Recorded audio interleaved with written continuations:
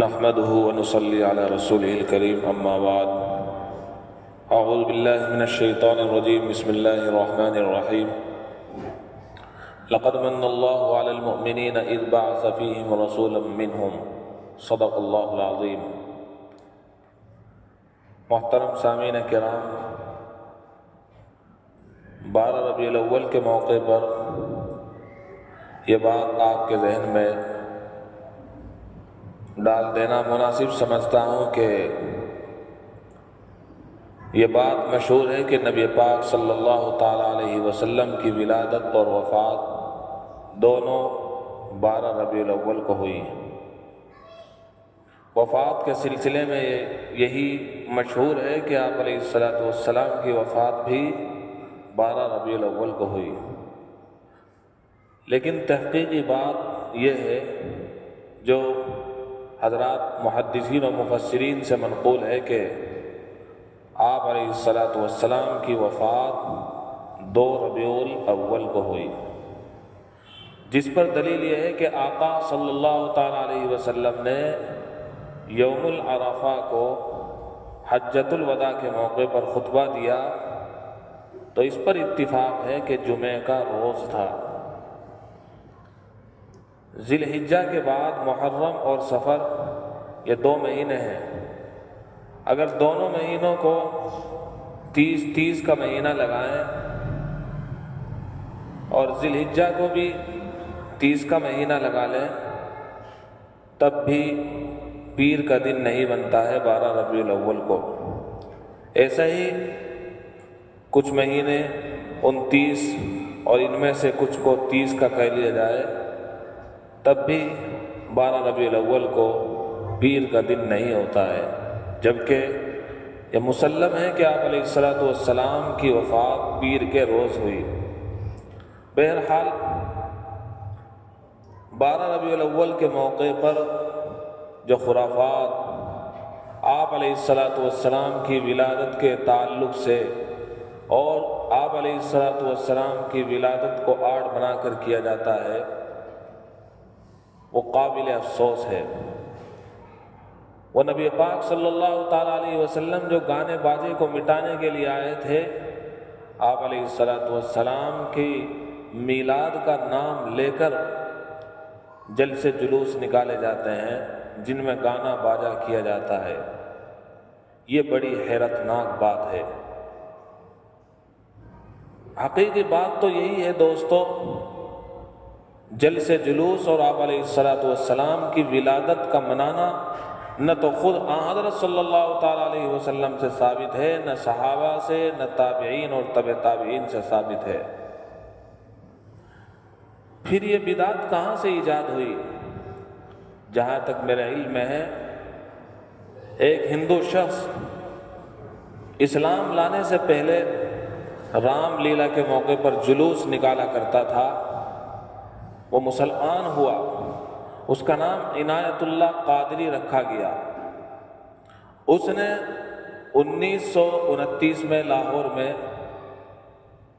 اس جلوس کا ایجاد کیا کہ 12 ربیع الاول کے موقع پر باقاعدہ اس نے جلوس نکالا، وہیں سے اس کا آغاز ہوا ہے۔ تو ایسی چیز جو ایک بدعتی سے ظہور ہو رہی ہو، لہذا اس پر بنیاد رکھتے ہوئے میلاد نبی کو منانا، آپ علیہ السلام کی ولادت کا جشن منانا، یہ کیوں کر صحیح ہو سکتا ہے؟ یاد رکھیے، اصل جشن منانا نہیں ہے، آپ علیہ السلام کے مشن کو اپنانا ہے۔ آپ علیہ السلام جو طور، جو طریقہ، جو ارشادات و ہدایات، جو نبوی تعلیمات چھوڑ کر گئے ہیں، ہمیں چاہیے کہ ہم اپنی زندگی میں ان کو لائیں تاکہ ہمارے نبی پاک صلی اللہ تعالیٰ علیہ وسلم کی روح ہم سے خوش ہو جائے۔ آپ علیہ السلام جب دنیا میں آئے تو زمانہ جاہلیت کا دورہ تھا۔ زندہ بچی کو درگور کر دیا جاتا تھا، بیوہ عورت کو شوہر کے ساتھ زندہ ہی جلا دیا جاتا تھا۔ معمولی سی باتوں پر قتل و غارت گری عام تھی۔ شراب، ظلم و عدوان اور ہر طرح کی برائی ان کی گتھی میں پڑی ہوئی تھی۔ حضور اکرم صلی اللہ تعالی علیہ وسلم آئے تو ظلم و بربریت کا خاتمہ ہوا۔ جو نہ تھے خود راہ پر اوروں کے ہادی بن گئے، جو نہ تھے خود راہ پر اوروں کے ہادی بن گئے، کیا نظر تھی جس نے مردوں کو مسیحا کر دیا۔ دوستو، حضرت صلی اللہ تعالی علیہ وسلم کی آمد دراصل دو قربانیوں کا نتیجہ ہے۔ چنانچہ آپ علیہ السلام نے ارشاد فرمایا، انا ابن الذبیحین، میں دو ذبیحوں کا بیٹا ہوں۔ یاد ہوگا حضرت اسماعیل علیہ السلام کی قربانی۔ اسماعیل علیہ السلام کون ہے؟ یہ آپ صلی اللہ تعالی علیہ وسلم کے جد امجد ہے، جن کے ذبح کا قصہ مشہور ہے اور آپ کو یاد بھی ہوگا۔ یاد ہوگا آپ کو کہ بے آب و گیاہ جنگل ہے، جہاں نہ دانہ ہے، نہ پانی ہے، نہ گھاس ہے، نہ سایہ ہے۔ حضرت ہاجرہ اور حضرت اسماعیل کو حضرت ابراہیم ایسے جنگل میں چھوڑ کر جا رہے ہیں۔ کچھ دنوں کے بعد پانی بھی ختم ہو گیا، پینے کے لیے کوئی پانی موجود نہیں ہے۔ حضرت اسماعیل علیہ السلام کے پاؤں کی رگڑ سے چشمہ جاری ہوا، جس کا نام زمزم رکھا گیا۔ حضرت اسماعیل اور ان کی والدہ زندگی گزار ہی رہے تھے کہ ایک قبیلہ جس کا نام قبیلہ جرہم ہے، وہاں سے گزر رہا تھا، دیکھا کہ یہاں پانی ہے، تو ہاجرہ سے اجازت مانگی کہ ہم یہاں رہنا چاہتے ہیں۔ حضرت ہاجرہ نے یہ کہہ کر اجازت دے دی کہ ایک شرط کے ساتھ اجازت ملتی ہے، کنویں پر تسلط اور قبضہ ہمارا ہوگا، باقی تم جہاں رہنا چاہو، تمہیں آباد کاری کی اور رہنے کی یہاں پر پوری پوری اجازت ہے۔ چنانچہ قبیلہ جرہم وہاں آباد ہو گیا۔ کچھ دنوں کے بعد یہ شریف خاندان جو قبیلہ جرہم سے مشہور تھا، یہ اپنی شرارت پر آ گیا اور باقاعدہ قتل و غارت گری ہوئی، جھگڑا فساد ہوا، اور یہ موقع ہوا کہ ان کا تسلط ہو گیا۔ قبیلہ جرہم نے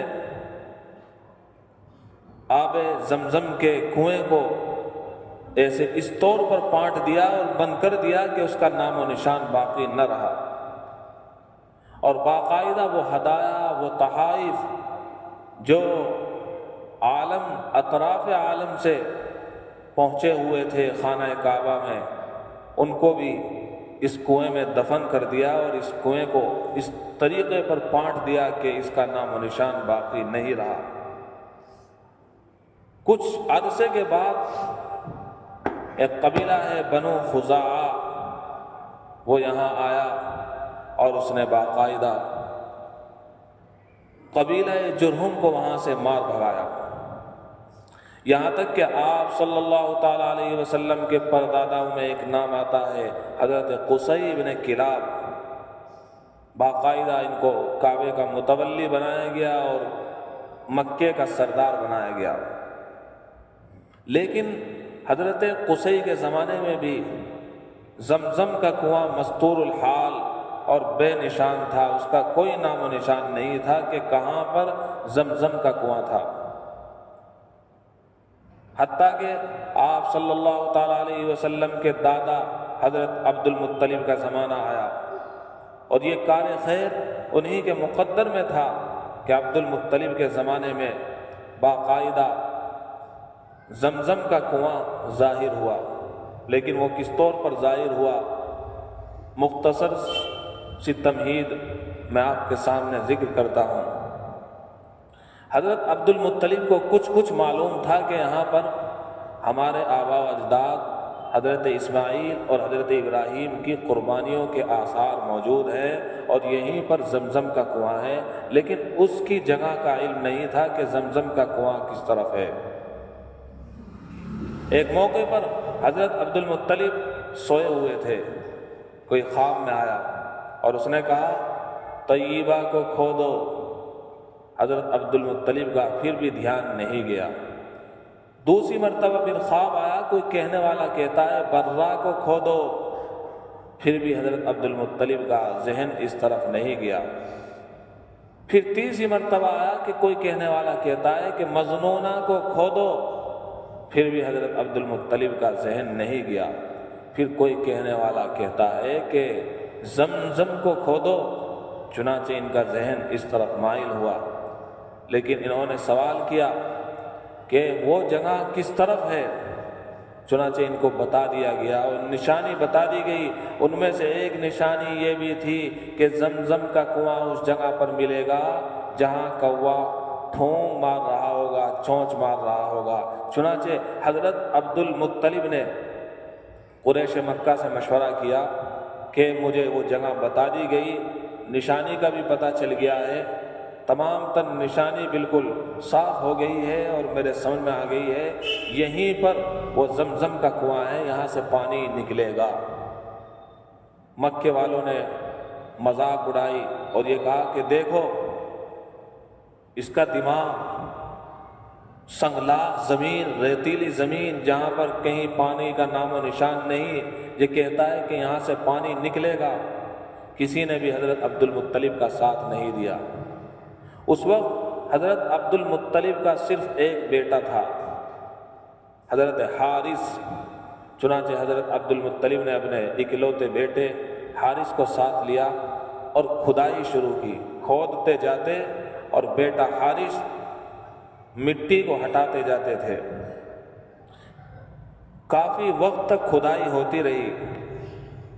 ایک مرتبہ احساس پیدا ہوا کہ کاش میرے چند بیٹے ہوتے تو اتنی مشقت اٹھانی نہ پڑتی۔ آپ خود ہی اندازہ لگائیے کہ سنگلاخ زمین ہے اور اوپر سے دھوپ پڑ رہی ہے، اور وہ بھی سرزمین مکہ کی دھوپ، چل چلاتی ہوئی دھوپ۔ ایسے موقع پر حضرت عبد المطلب بزرگ اور ان کے اکلوتے بیٹے اور پوری بستی ان کا ساتھ نہیں دے رہی ہے، تنہا کھدائی کر رہے ہیں زمزم کے کنویں کی۔ چنانچہ انہوں نے نظر مانی، اے اللہ اگر آپ نے مجھے 10 بیٹے دیے تو ایک بیٹے کو آپ کی راہ میں قربان کروں گا۔ چنانچہ اللہ کا کہنا یہ ہوا، حضرت عبد المطلب کے یہاں یہ کے بعد دیگر 10 بیٹے بھی ہو گئے تھے۔ جب 10 بیٹے ہو گئے تو انہوں نے اپنے بیٹوں سے مشورہ کیا اور یہ بات سامنے رکھی کہ میں نے نظر مانی تھی کہ اگر میرے 10 بیٹے پیدا ہوئے تو میں ایک بیٹے کو اللہ کی راہ میں ذبح کروں گا، قربان کروں گا۔ قرآن ڈالا گیا، پرچی ڈالی گئی، تو آپ کے 10 بیٹوں میں ایک بیٹے کا نام ہے حضرت عبداللہ۔ پرچی ڈالی گئی تو انہی کا نام نکلا۔ تیار ہو گئے اور کعبے کی طرف لے جانے لگے حضرت عبداللہ کو ذبح کہنے کے لیے، قربان کہنے کے لیے، لیکن مشورہ یہ طے پایا کہ ان کو ذبح نہ کیا جائے، بلکہ ان کے بدلے میں 10 اونٹ کو قربان کیا جائے، اور اس کا طریقہ یہ ہے کہ سب سے پہلے پرچی ڈالی جائے، 10 اونٹ کے نام پر پرچی ڈالی جائے اور عبداللہ کے نام پر پرچی ڈالی جائے۔ اگر پھر بھی عبداللہ کا نام آئے تو 10 اونٹ کو بڑھاتے چلے جائے۔ چنانچہ ایسا ہی کیا گیا، پرچی ڈالی گئی 10 اونٹ اور پرچی ڈالی گئی حضرت عبداللہ کے نام۔ حضرت عبداللہ کا نام نکل کر آیا پہلی مرتبہ میں، پھر 10 اونٹ اور اضافے کے طور پر بڑھا دیے گئے، 20 اونٹ ہو گئے۔ 20 اونٹ کے نام پر پرچی ڈالی گئی، عبداللہ کے نام پر پرچی ڈالی گئی، دوسری مرتبہ پھر حضرت عبداللہ کا نام، یعنی 10 مرتبہ اونٹ کی تعداد بڑھاتے جاتے ہیں، 80 ہوئے، 90 ہوئے، حتیٰ کہ ہر مرتبہ نام حضرت عبداللہ کا ہی نکل آ رہا ہے، یہاں تک کہ بڑھاتے بڑھاتے 100 اونٹ کر دیے گئے تو پھر پرچی ڈالی گئی تو حضرت عبداللہ کا نام نہیں آیا بلکہ 100 اونٹ کا نام آیا۔ اس طریقے پر 100 اونٹ کو قربان کیا گیا اور حضرت عبداللہ کو بچا لیا گیا۔ اسی لیے آپ صلی اللہ تعالیٰ علیہ وسلم ارشاد فرماتے ہیں، انا ابن الذبیحین، کہ میں 2 ذبیحوں کا بیٹا ہوں، ایک میرے جد امجد ہے حضرت اسماعیل علیہ السلام، اور پھر انہی کی اولاد میں میں ہوں، اور میرے والد محترم حضرت عبداللہ ہیں، ان کے ساتھ بھی ایسا ہی واقعہ پیش آیا جیسا حضرت اسماعیل علیہ السلام کے ساتھ پیش آیا تھا۔ یہ بات میں نے آپ کے سامنے رکھی ہے، بس اسی پر اکتفا کرتے ہیں۔ اللہ تعالی ہم سب کو آقا صلی اللہ تعالی علیہ وسلم کی سیرت سے واقفیت نصیب فرمائے۔ وآخر دعوانا ان الحمد للہ رب العالمین۔